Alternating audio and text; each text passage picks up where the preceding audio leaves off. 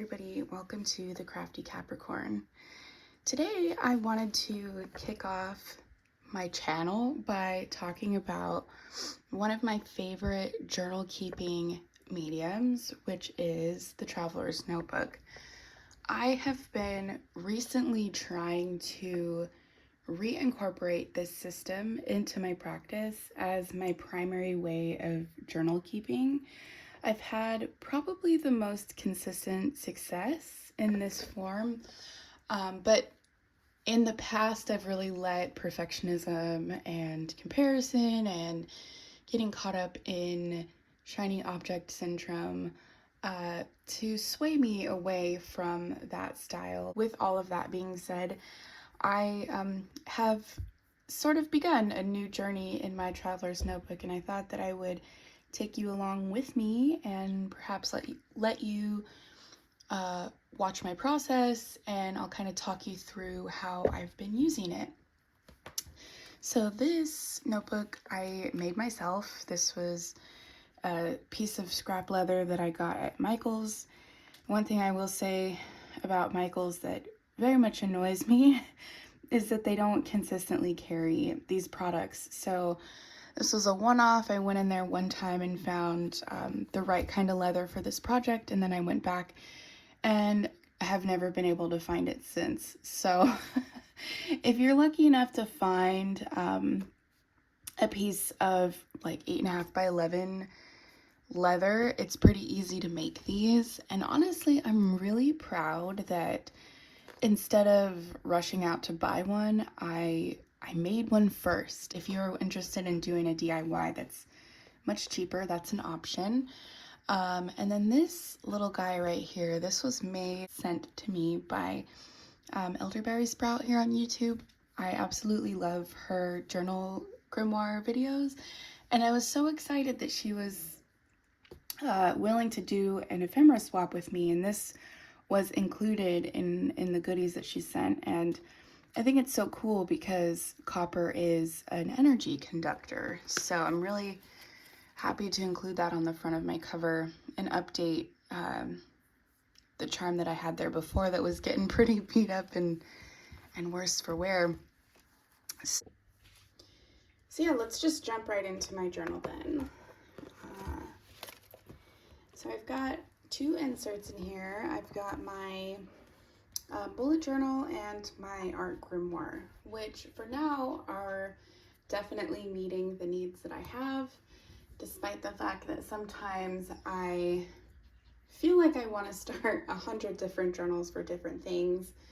I'm trying to simplify things so that I can actually get more done in what I have. So that's definitely a different approach for me anyway. So this front decoration, obviously you can see I haven't quite glued it down all the way. And the reason for that is because in the past, the beginning part of these inserts tends to be the time where I have a lot of self-doubt, and I've definitely decorated the front of these inserts before, only to like change my mind partway through and kind of wish I hadn't used up certain stickers or ephemera bits, and then I feel kind of disappointed that I can't go back and change things. So I did this as a way to kind of trick my brain into continuing. It sounds really strange. I don't know if anybody else is like that, is kind of like a commitment phobe when it comes to cover decor, but hopefully this serves that purpose, because so far, knock on wood, I've actually been able to complete more than normal. So anyway, I just used some sticky stickers, some lace and whimsy, and some scrapbook paper. And the inside, I plan to write like the dates of how long this insert lasted in, like, I have this circle stamp that kind of looks like a wreath that I really love. So that'll go right here on the front page, but otherwise this is just for fun, for aesthetic purposes. And then I have the beginnings of my full moon tarot reading here. Obviously I did pull the cards, I just haven't condensed down my thoughts into these little spots that I set up ahead of time. I know this doesn't look like a lot of room, and to be honest, it's not. It's not a lot of room to write as much as I could, but I wanted to set this up in a more like simple, approachable way, because otherwise I tend to go on and on and on in my reading, journaling, and I just never end up finishing them, especially on something as big as an 8-card pull. So I figured simplifying it would probably set me up for better success. So we'll see. I don't know exactly how this might change and evolve over time, but I figured I would experiment and see if that helps my overwhelm. This is a page I have set up with nothing on it yet. Basically with some plans to dip into this book here, Tarot by the Moon by Victoria Constantino. This reading actually here, oh, I forgot to write the name of the reading. I should. It's one of the ones for the August Sturgeon moon. So this book has basically certain tarot readings for each of the moons, and they're kind of laid out in these pictorial graphs, which I really like. And then this book also has like some spells and rituals in connection with each of the moons as well. So I set up this next page to kind of add either another reading or maybe play around with some of the spell and ritual ideas. Even though we're pretty far past the full moon now, and it's definitely more on the waning side, I still think it would be fun to go back in and do this anyway, because this past full moon in particular really affected me energetically. And I don't mind going back and kind of retroactively looking at how those energies manifested in my life, or even writing down some ideas for next time, for next year. I don't mind doing that. So, and I kind of like having everything laid out in this linear way where I can go back later after I look through like this insert when it's archived, and I can kind of look at a bird's eye view of what the energy was doing and how it affected me through this whole month of August. Because as you'll see, that's a big theme in my style of like bullet journaling and grimoire keeping in general, is I really like looking at things in a linear way. And this calendar is a great example of that. So I've got a lot going on here, and I'll do my best to kind of condense it down if you're curious about how I use the calendar to help me connect to some of these astrological and tarot energies to set goals and to kind of just get curious, whether it's looking forward or looking back. I tend to do both when using this type of linear magic, I guess. So the first place that I'll start here is these highlighted portions. So these are all marking the different decans, if you've ever seen the tarot decan wheel.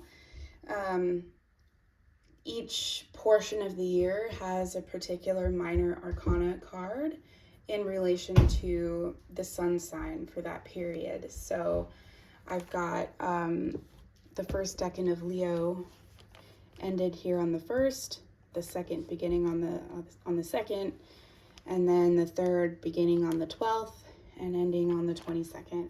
And then this gray section is the first decan of Virgo. And you can also see here, I hope maybe I can zoom in a little bit. So then we've also got the corresponding minor arcana cards, which here is the 5 of Wands, 6 of Wands, and 7 of Wands, respectively. And each of these decans also have a ruling planet. And the planetary energies are something I'm connecting with stronger now, and I'm sorry for the toddler noise. I'm connecting with these planetary energies more. So I find it really interesting.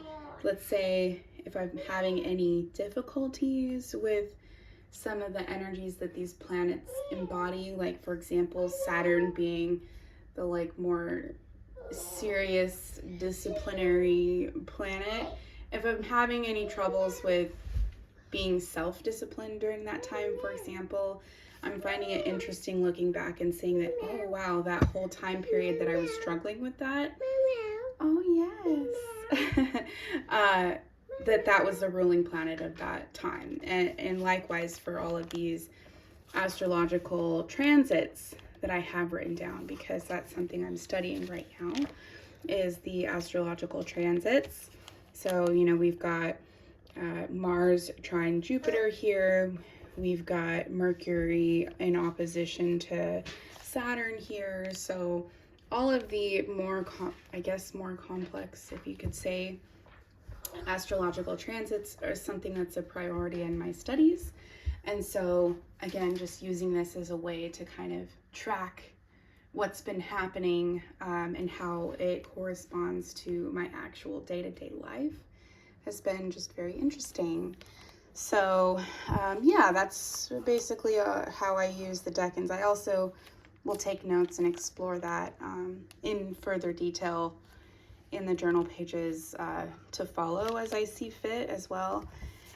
And then I've also got my houses, the time period for my houses marked down on the calendar. So the best way that I can kind of explain this is with this book here, Book of Houses, where you plug in your birth chart information to figure out where the houses are in your chart correspond to a harvest cycle or a growth cycle.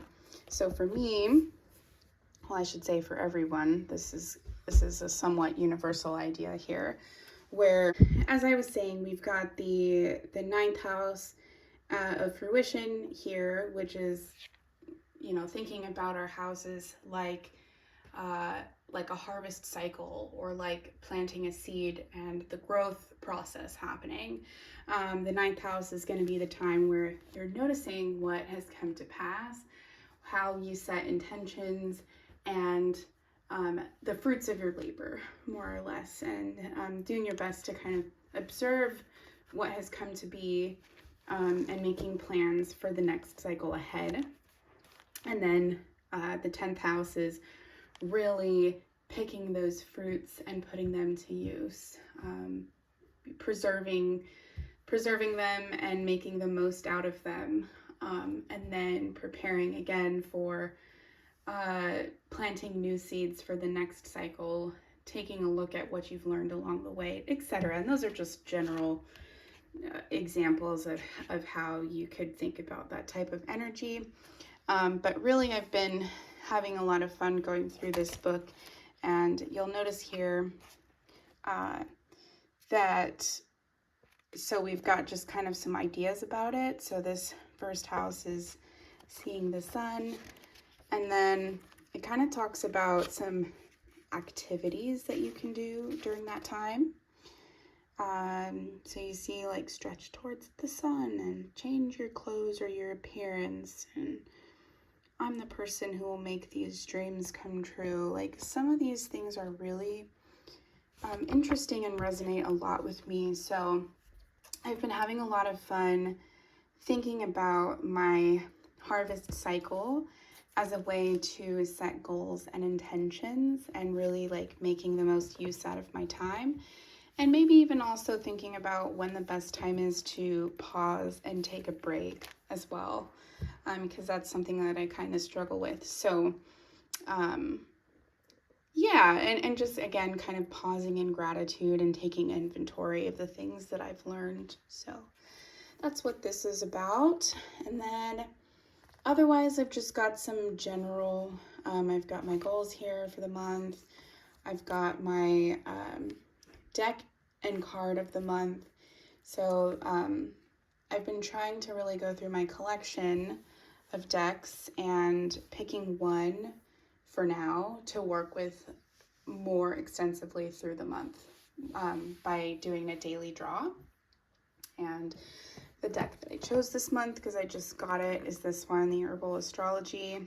Because again, like, drawing those parallels to what I've been learning is really interesting. And I had no idea that there was botanical energies that also correspond with the planetary energies too. So thinking about which herbs have a certain planetary association, working with herbs that are associated like with my sun, moon, and rising, or my husband's, or my daughter's, etc., to kind of strengthen the connection that I have to those energies. So we've got my Herbal Astrology Oracle as my deck of the month, as well as just my standard, Rider-Waite-Smith deck as well. And then I have a space for a reflection at the end of the month and my standard tracker.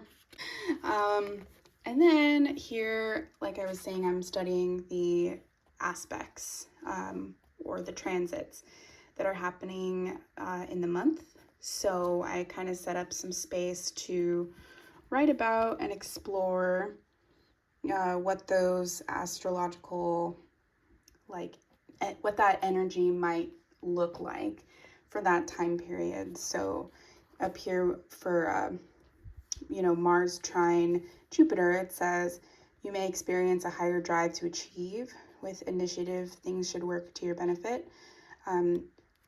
Good luck will come from self-belief. So what's so funny is I got some very good news on the 1st. And I find it really interesting that it's like talking about more of like that positive shift happening. Again, it's just really cool to see that my everyday life is reflecting what the planets are actually doing, and how, these old myths is how we end up associating these planets with energy, with more of like that spiritual and mysticism. It's so cool to me to watch how accurate that these things came from, and that it wasn't just kind of a random association or so, that's my opinion, of course. So yeah, it just kind of proves to me how valuable this practice is. And then just for reference, because I'm still sort of learning this stuff, I've got the planetary, like what the transit symbols mean, and then what all of the different planetary symbols are as well, just for a reminder. And some fun decoration. Look at that little turtle with the crystals on his shell. I love it. So that's what this page is. And then we go into my everyday. I at first was going to separate my daily tarot, or even I was going to pull tarot out of this completely at first, but then I realized that it's just too much to keep up with. So I just decided to smush a lot of my journal needs together, and I think it's working okay for now. You'll see that I only have really this page. I'm behind a couple of days, and I'm really hoping that I can keep this up as a sustainable journal practice, because this just brings me so much joy. I mean, sticking my favorite stickers down and writing about my daily cards, and writing about like, oh, my new washi tape arrived here, and it's like some good news. Lamas was on the 1st, talking about my relaunch of YouTube and my rebrand. In addition to my everyday stuff, it's a realistic idea of what my life really is. And as this quote here says, there is magic in the everyday. It was a good reminder to myself that even though sometimes these things might feel mundane or unimportant, or I might ask myself, why, what is the purpose of continuing to keep a daily journal of these, like, maybe unimportant things to some people.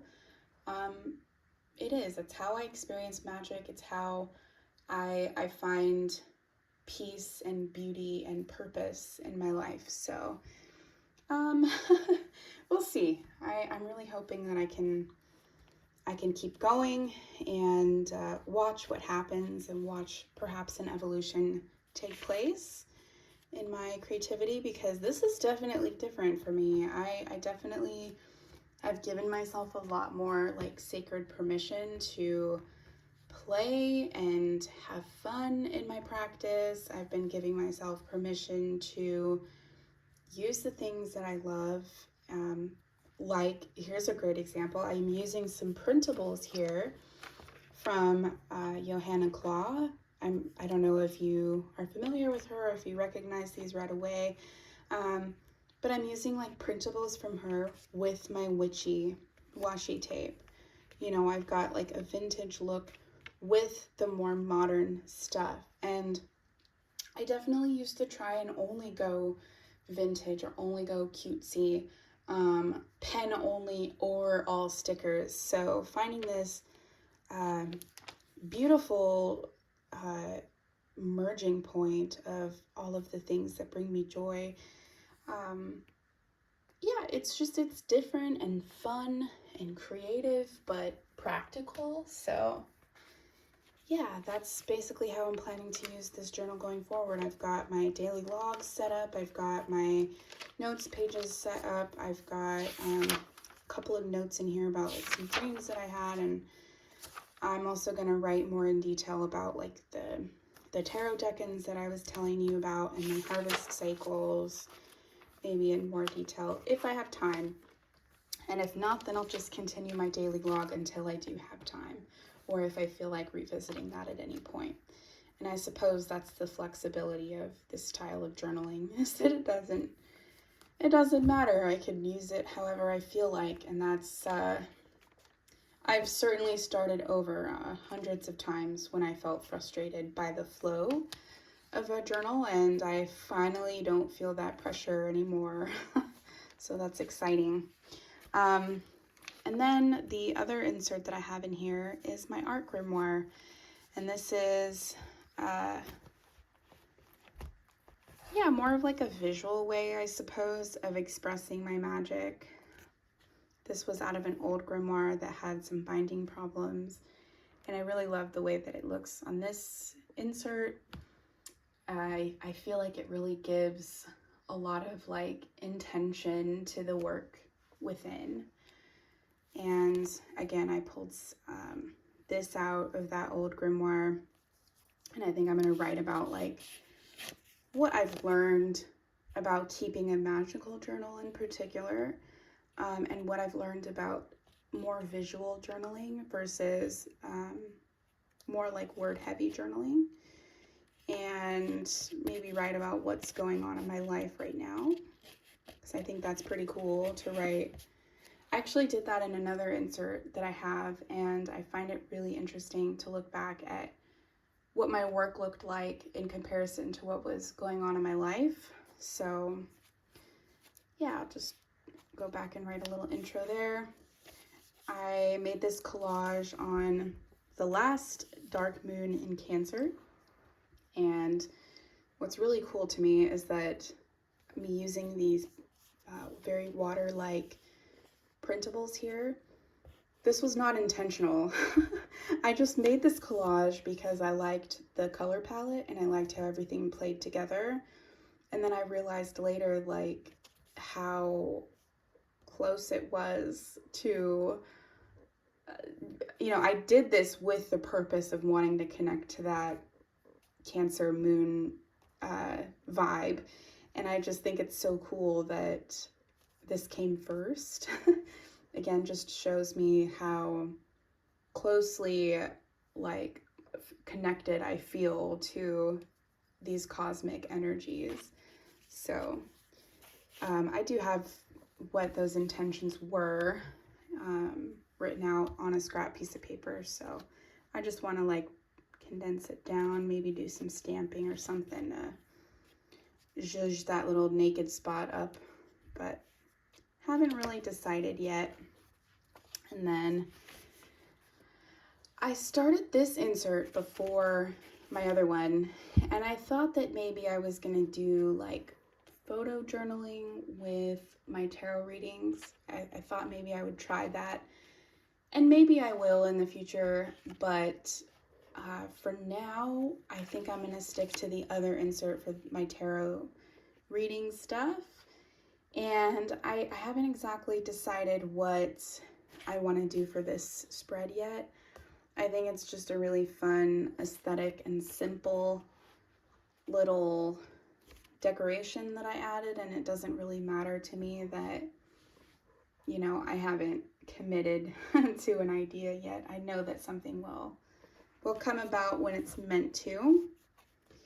And then actually, I think I'm gonna get a scrap paper of some sort to cover the writing on the next page because it's a little bit private. Okay, so this is some art magic that I did about a spell, my cord cutting obviously, and I channeled some Molly Roberts here with my painted cut papers. And this page is definitely, it feels like a catalyst to a new approach to my art magic. It feels very much like me, and I absolutely can re-tap into the energy that I was feeling at the time while creating this spell. So I'm so pleased with how it looks aesthetically, but also how it captures the work that I did. I also love that on this same page I added another thing that Elderberry Sprout included in my Happy Mail package. This little vintage, I think it's like wallpaper, or I don't know exactly, but it feels very, it's textured and nice. And I added it in with everything, and it just looks aesthetically pleasing. It's a reminder of the connection that I feel to, you know, to my community. And I think that's a really cool juxtaposition, I suppose, of this symbol of connection in related to severing a different connection. So very, very cool and powerful and fun to look at as well. And then I don't have anything else in this insert. It's blank, but I do have lots and lots of little pencil scribblings of ideas because I'm absolutely brimming with ideas on what I want to put in this journal and how I would like to express some of my magical practice. The thing I have in here is the obligatory zip pouch that I just have stuffed with lots of fun things. This page I loved because it reminded me of my daughter. I've got this cool lino cut by Molly Roberts, more printables by my friend Caroline from Art Witch Academy. I've got some just fun things that really evoke my inner witch. I've also got lots of fun things in here, again, for the same thing. And I thought that keeping these handy, just in case I'm feeling maybe a little uninspired, my go-to thing when I'm feeling a little bit tired or uninspired in my journal keeping is collage. So I figured keeping things in here that really bring me joy would be fun. You know, I could just reach in here, pull some things out, and glue them down on the page and maybe write about feeling stuck. So that is my traveler's notebook.